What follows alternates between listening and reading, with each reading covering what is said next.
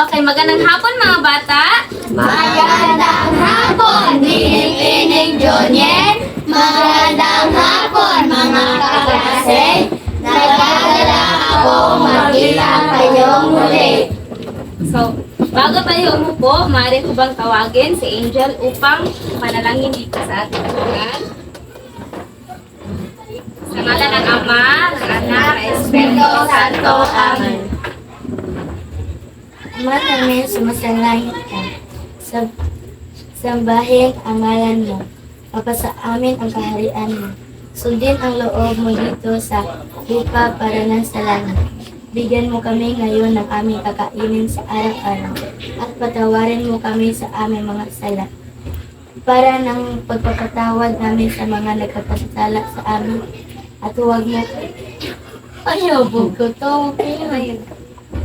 at huwag mo kami ipahintulot sa tukso at iadya mo kami sa lahat ng masama.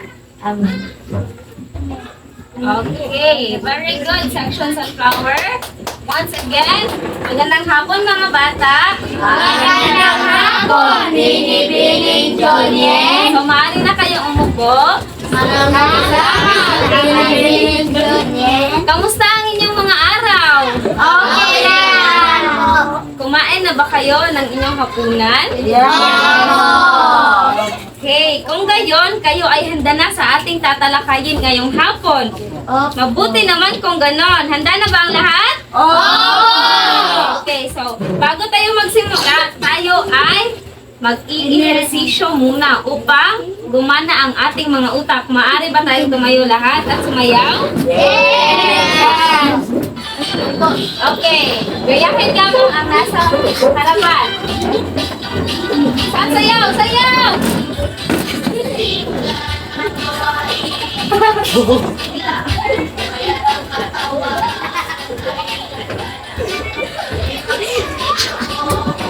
Hanggang paa. Isa, dalawa, tatlo. Tayo isa.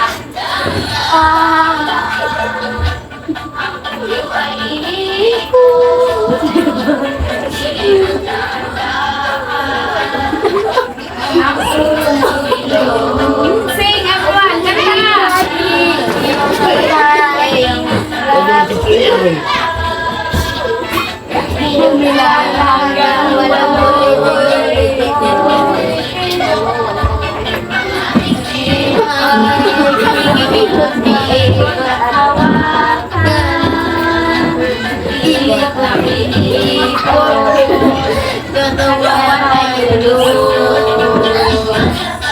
Gamit ang iyong paggamit ang iyong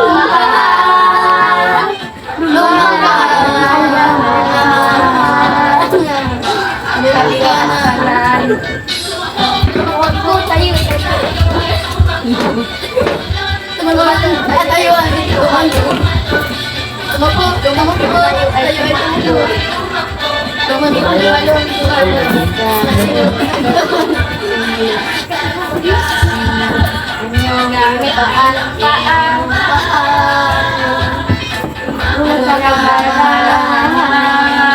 kumanta! kaliwa at kanan. Kamay ang iwan, isang kailangan. Sabay-sabay. Okay, palakpakan! Gising na ba ang lahat? Sigurado kayo? Okay, so dahil gising na ang lahat, tayo ay magsisimula na sa ating tatalakayan. But bago yan, magbabalik tanaw muna tayo. Ano nga ba ang itinalakay natin kahapon? Sino ang makapagsasabi sa akin kung ano ang itinalakay natin kahapon?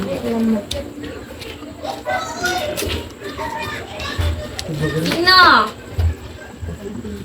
Pagpalina. Pagpaminaw sa Pamalaan pagpalina.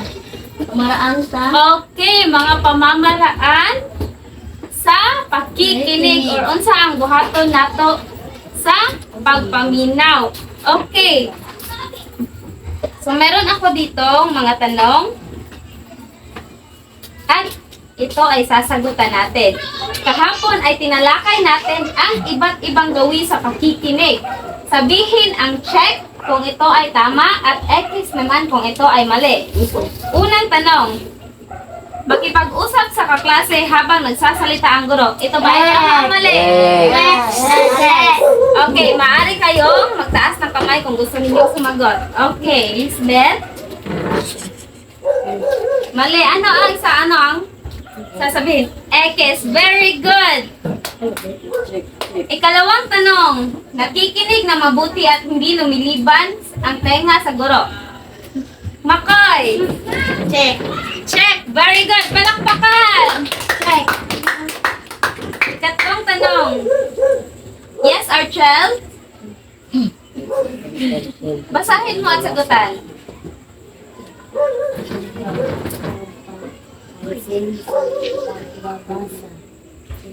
Check. Very good.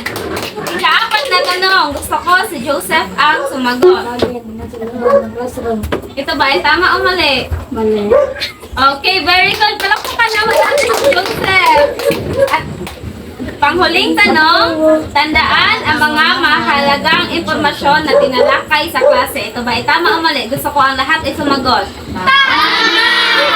Tama, very good. So, maaari ba natin palakpakan ang lahat?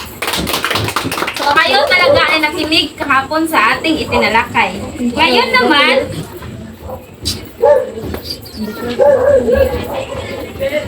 alam nyo ba kung ano ang alamat? Hindi. Hindi nyo pa ba narinig ang salitang alamat? Hindi. Okay, so ngayon, tatalakayin natin kung ano ang alamat. But, bago yan, gumawa muna tayo ng isang activity. Yay! So, gusto kong grupuhin ninyo ang inyong sarili sa tatlo. Tatlo.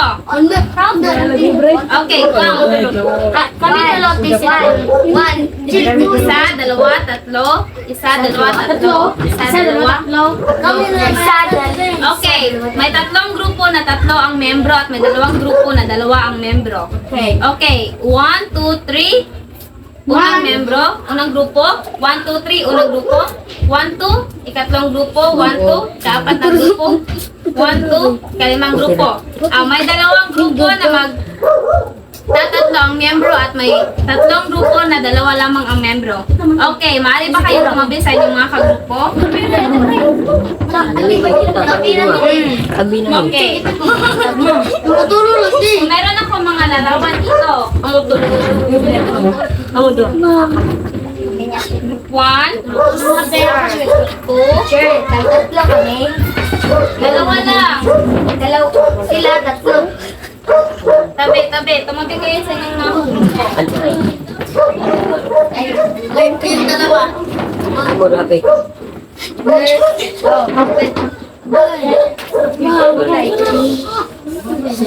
Oh, wala pa akong sinasabi. Wala pa akong sinasabi. Okay. Makinig muna kayong lahat. Makinig muna. Ang gagawin ninyo, ibubuo nyo ang mga larawan na iginupit ko ulit.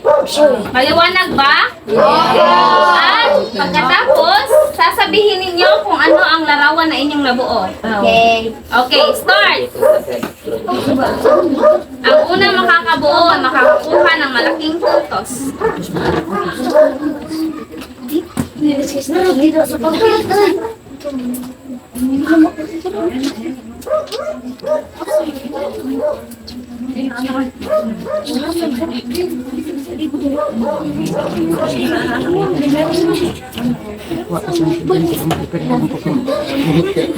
na ako. Hindi na ako.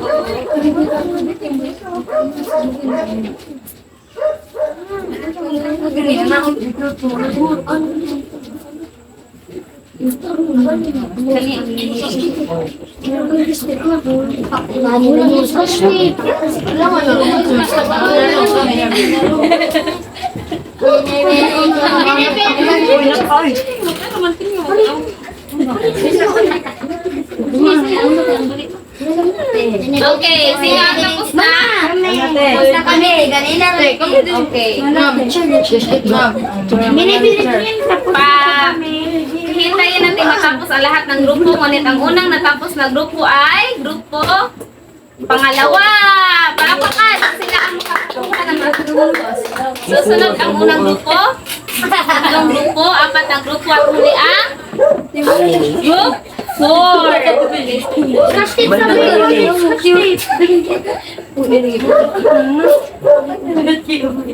Merong isang kamembro ninyo na tatayo dito sa harapan at sasabihin kung ano ang larawan na inyong grupo. Okay, unang grupo. Sino ang tatayo? Ay, ma'am. Hindi, isa yan. Kami nagdalawa kasi. Ang gusto ko? Okay, makinig sa inyong mga kaklase.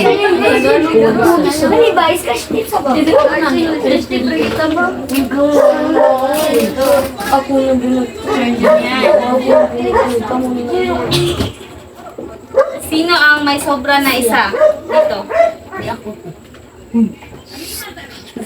Huwag isa, walay ulo. Okay lang yan, okay lang yan. Dili mo. Okay, tingnan nyo. Tingnan nyo ang ikalawang grupo.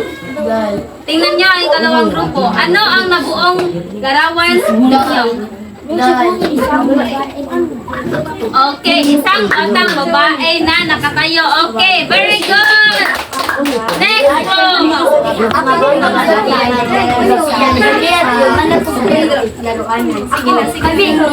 Sige na. Angel. Sige na, tayo. Tumayo ka na. Ano ang inyong nabuo? Ano ang nabuo na ikaw ng grupo? Pineapple. Pineapple. Pinya. Very good. Ikatlong grupo. Naglilinis. Padaanin nyo. Padaanin ninyo. Maganda. Ika-apat na grupo.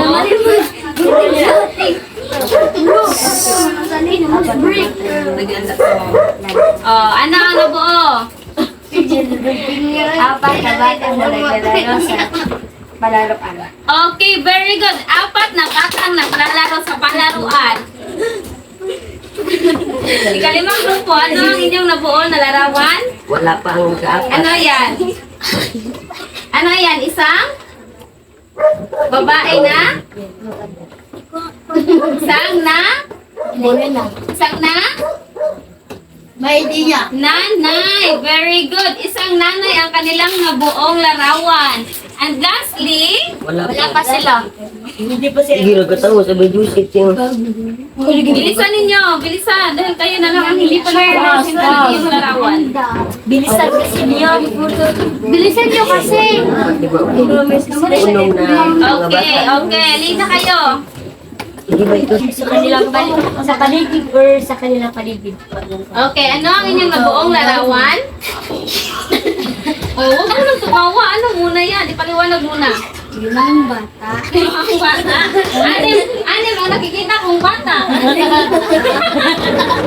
Nagilili. Okay, anim na bata na gumagawa ng mga gawaing bahay. Very good. So, base sa inyong mga nalarawan na nabuo, ano ang itatalakay natin ngayon? Alamat ng isang Pinya. Pinya. Very good. But, una yan, nahirapan ba kayo sa pagbuo ng larawan? Okay, merong nahirapan, meron ding hindi. Alam niyo ba kung anong prutas ang nabuo sa larawan? Ano itong prutas na ito? Sa Tagalog ay isang Pinya. Very good. Okay. Sino dito ang may ideya kung saan nagmula ang isang pinya? Sa garden. Sa Dili. bakuran? Sa garden. Sa liso? Sa lupa. Sa lupa? Okay. Liso na ito. Butong sa bukid. So ngayon, gusto niyo bang malaman kung saan nga ba nagmula ang isang pinya? Hindi ko narinig ang lahat. Gusto niyo bang malaman kung saan nagmula ang isang pinya? Galing. Ang lahat ng larawang nabuo ay tungkol sa ating tatalakaying alamat ng isang pinya. So, very good. Section, sunflower. Ngayon naman, ano nga ba ang alamat? Lahat ay bumasa? Yes. Mga layunin, inaasahan sa pagkataos ng aling ito, ang mga nakakalay, nakakasunod sa mga tanong na ay kailangan sa mga pamilya,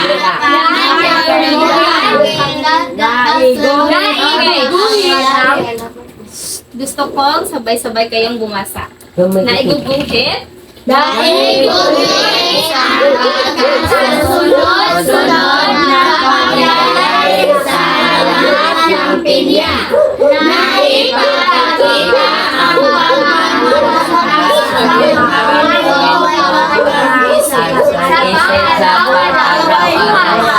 Okay, very good. So, ang alamat, pagbati.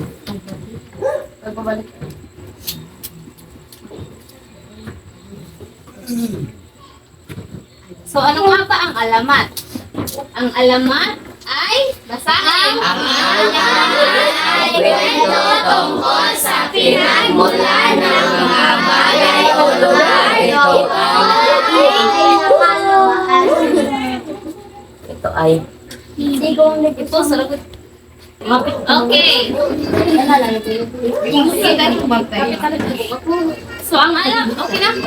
So, ang alamat ay kwento tungkol sa pinagmulan ng mga bagay o lugar.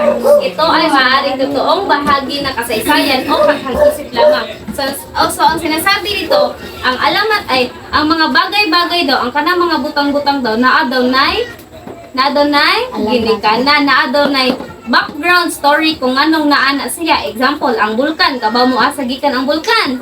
So, naapod na siya story iya ha. Ang kanang inyong gipangkuptan ng mga sinina, ang inyong mga notebooks na anay, mga background stories kung anong nahitabo na sila or kung anong naana sila. So, para maintindihan nyo pa, meron tayo ditong kwento. Ito ay ang alamat ng kinya. So, makikinig kayo at babasahin ko ang alamat ng kinya. Okay, so noong unang panahon, may nakatirang mag-ina sa isang malayong pook. Ang ina ay si Aling Rosa at ang anak ay si Pinang. Mahal na mahal ni Aling Rosa ang kanyang bugtong na anak. Ano ang bugtong na anak? Nag-iisang anak. Very good. Kayo lumaki si Pinang sa layaw. Gusto na ina na matuto si Pinang ng mga gawaing bahay. Ngunit, laging ikinakatwiran ni Pinang na alam na niyang gawin ang mga itinuturo ng ina. Kaya pinapabayaan na lang niya ang kanyang anak. So, unsa man si Pinang diri? Usa siya ka? Wala mo na yung pinya. Usa pa siya ka badlungon nga? Bata, okay. So, maaari ba kayo ang tumuloy sa pagbabasa? Isang araw, nagkasakit si Aling Rosa. Hindi siya nakabangon at makagawa ng gawaing bahay. Inuusan na si Pinang na magluto ng lugaw. Isa na lang hinang ang lugaw, ngunit napabayaan dahil sa kalalaro. Ang lugaw ay dumikit sa palayok at nasunog. Nagpasensya na lang si Aling Rosa. Nakasilbihan naman siya kahit paano ng anak. So, ano ang nangyari dito? Nasunog. Ano ang ginawa ni Pinang? Ano ang ipinagawa ng ina ni Pinang sa kanya? ng lugaw. Okay. At ano ang nangyari sa lugaw? Sunog. Okay, very good. So, continue. Nagtagal ang sakit ni Aling Rosa, kaya napilitan si Pinang na gumawa ng bahay. Isang araw sa kanyang pagluluto, hindi niya makita ang motor. Tinanong ang kanyang ina kung nasaan ito. Isang beses naman ay ang sandok ang hinahanap. Ganon ang nangyayari. Walang bagay na di malita at agad tinatanong ang ina. Nangos si Aling Rosa sa katatong ng anak, kaya nawigan nito. Naku! Pinang! Sana'y magkaroon ka na maraming mata upang makita mo ang lahat ng bagay at hindi ka na tanong sa akin. So ano ang iniwika ng ina ni Pinang sa kanya? Okay, may daghan siya Okay, very good. Dahil alam niya galit na ang kanyang ina ay di na umibig ng Pinang. Umalis siya upang hanapin ang sandok na hinahanap ilang bayan. Wala si Pinang sa bahay. Nabahay na si Aling Rosa. Ilalag niya ang anak, ngunit walang sumasagot. Napilitan siyang bumangon at naghanda ng pagkain. Pagkaraan ng ilang araw ay magaling-galing na si Aling Rosa. Tinahanap niya si Pinang. Tinanong niya ang mga kapitbahay kung nakita nila ang kanyang anak. Ngunit naglahong parang bulak si Pinang. Hindi na nakita ni Aling Rosa si Pinang. Isang araw may nakita malaman si Aling Rosa sa kanyang bakuran. Hindi niya alam kung anong uri ang halaman iyon. Inalagaan niya mabuti hanggang sa ito'y magbunga. Laking pagkamahal ni Aling Rosa nang makita ang anyo ng bunga nito. Ito'y naging ulo ng tao at nakalimutan ng mata. Okay. Biglang naalala ni Aling Rosa ang huli niyang sinabi kay Pinang. Nasana'y magkaroon ito ng maraming mata para makita ang kanyang hinahanap. Tahimik na nangisisi si Aling Rosa at naging nagsisisi dahil tumulat ang kanyang sinabi sa anak. Inalagaan niya mabuti ang halaman at tinawag ito Pinang sa palipat-lipat sa bibig ng mga tao. Ang Pinang ay nakinig niya. Okay. Now, nakuhaan niyo ba ang inyong binasa? Yes. Okay, so, sino nga si Pinang? Ang bugtong marunong makinig. Isang batang babae na hindi marunong makinig sa kanyang ina. Okay.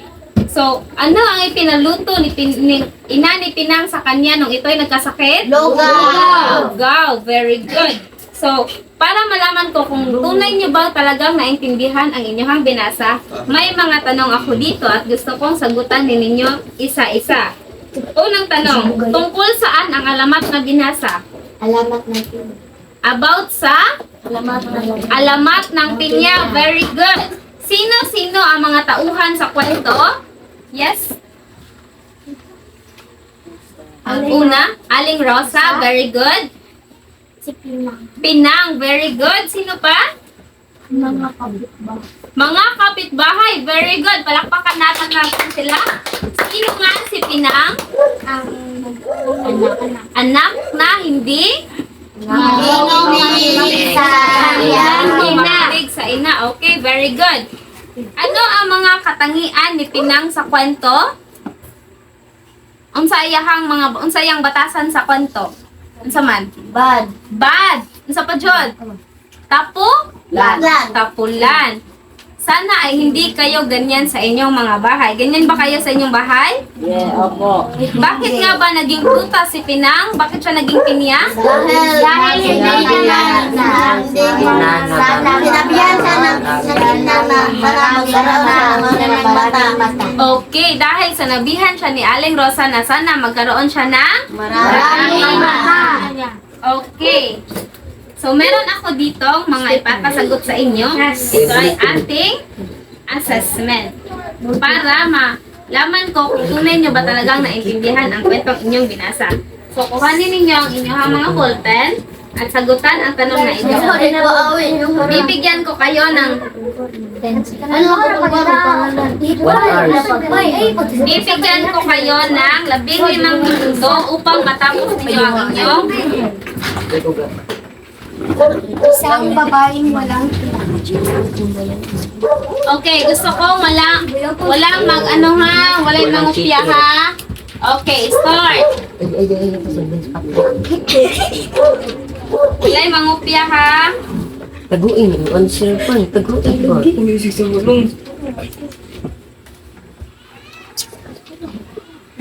Ano nga ba 'yon? Ano nga ba ang pangalan ng nanay niya? Pinang?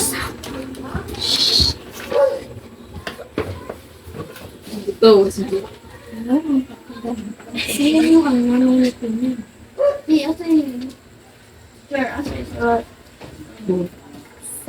Isulat lamang sa gilid ng mga numero. Okay, so para sa test 2, isulat lamang ang inyong sagot sa gilid ng mga numero.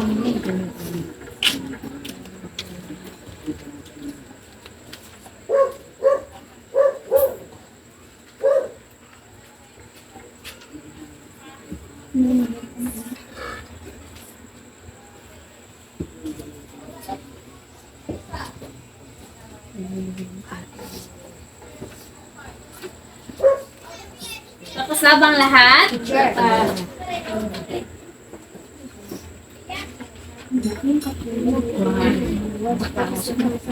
Okay, sa mga tapos na, maaari nyo i-review ang inyong mga sagot dahil mag-check tayo maya-maya. Oo, ano kaya? Wala labot. Wala labot. Alam si. Ako nilabit na si Rite. Teacher Inian. Teacher Inian. Tapos na ako mag-read. For test 3, sasabihin lamang ninyo ang inyong mga sagot sa ating pag-check. Okay. First 3. Okay, tapos na ba ang lahat? Yes. Tapos na. Okay, good. Exchange your paper. Wait. Sa inyo lamang katabi. Sa inyo lamang katabi. Okay, sino ang gustong sumagot sa unang tanong? Beth, basahin ang tanong at sagutan. Tingnan ninyo ang inyong mga papel na Ano ang kabagat na alamat na binasa natin? B. Alamat ng piniyak. Okay, very good. Number 1 is B, alamat ng pinya. Number 2. Ako ting. Kagamitan sa puti na Pinsan ni. Wow. Pinsan ni. May age na rin.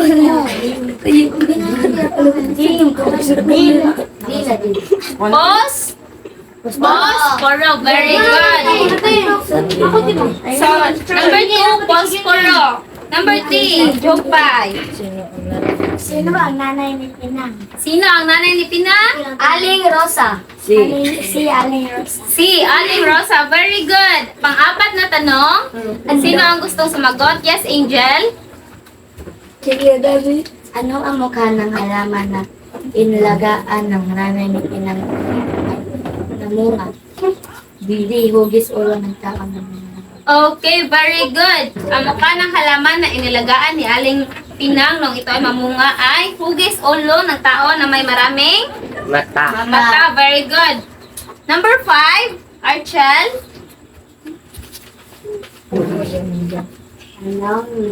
Yung pangalan ng Diyos na ipay sa salin sa bibig ng mga tao. A. Pinya. Very good. So, for test 2, number 1, iguhit ang happy face kung sangayon ka sa pahayag at sad face naman kung hindi ka sangayon. Number 1, Ako. wala na bang ibang kamay? Teacher. Happy binay Teacher, mo. ako. Wala na bang ibang kamay? Sad na. Number 1, Ako. wala na ba ibang kamay? Palagi na lang sila. Ako. Okay, Ivan. Sige na. Ivan, number 1. Sad, sad, sad. Basahin mo And muna. sorry. Maging katulad ni Pinang at huwag maging magulang. Anong sagot? Saan? Okay, sad face or malungkot na muka. Number 2, Wanda. Maging masipag sa lahat ng oras.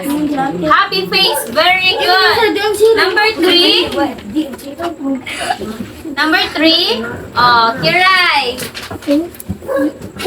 Huwag gamitan ng bibig sa paghahanap ng bagay. Happy. Happy face, very good. Number 4, Happy na. Patrick, number 4. Gumawa sa paggawa ng mga kaibigan. Happy face or sad face? Happy face. Okay, so for last number, Ryan. Ryan, for last number. Maging mabait sa lahat ng oras. Maging mabait sa lahat ng oras. Happy or sad? Happy face. Okay, palakpakan natin ang lahat. So for test 3, ano ang inyong naramdaman pagkatapos basahin ng kwento? Sabihin lamang ninyo ang inyong naramdaman. Okay, unsa inyo ang na-feel pag ninyo basa sa kwento? Masaya! Masaya, anong masaya man? Nagulat. Nagulat Nagulat? kami. Nagulat kayo nga. Bakit kayo nagulat? Hindi ako nagulat. Hindi ka nagulat. Okay, so bakit ninyo naramdaman ang pagkagulat at pagiging masaya? Dahil naging totoo ang sinabi ng kanyang ina. Naging totoo, naging pinya. So it means, pag hindi kayo sumunod sa magulang, magiging, ano kayo? Totoo pinya. Maging totoo ang pinya. Gusto nyo bang maging pinya? Hindi! Okay. Anong aral ang inyong nakuha sa kwento? Maging mabait. Maging mabait at Sunuring bata. Tulungin. sunuring bata. Okay, palakpakan natin ang lahat. Kayo talaga ay nakinig sa kwento. Sige na lang. Okay, so get your notebook and copy your takdang aralin for today. Bibigyan ko kayo ng 5 minuto para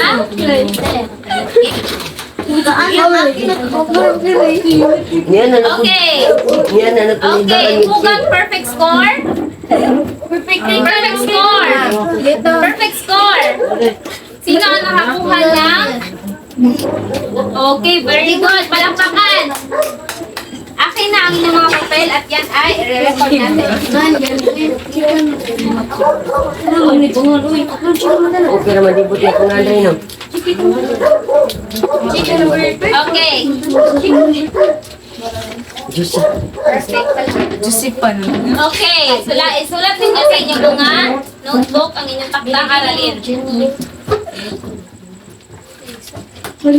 Oo. Sagutin ninyo. Sagot ay isulat ninyo ang takdang aralin sa inyong mga notebook. Hindi ako makakuha kasi wala ko. Sulat. Isulat ninyo.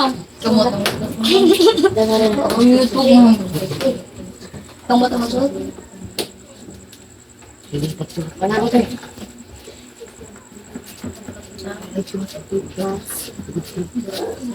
Okay, so ang inyong takdang aralin sa isang short bond paper, iguhit ninyo ang pagkakasunod-sunod ng pangyayari sa binasang alamat. Kulayan ito at bigyan ng konting paliwanag. Ipasa ito sa susunod nating pagkikita. So, unsa inyong takdang aralin? Sa short bond paper, Higuhit ang sunod-sunod na pangyayari sa binasa. Okay, so maayos sa pagkakasunod-sunod, 50%, kalinisan, 30%, kagandahan, 20%, overall, 100%. Okay. So may natutunan ba kayo sa ating tinalakay ngayon? Okay, very good. Tapos na ang ating klase. Naway may natutunan kayo at maraming salamat. Tumayo kayo lahat para sa ating panalangin.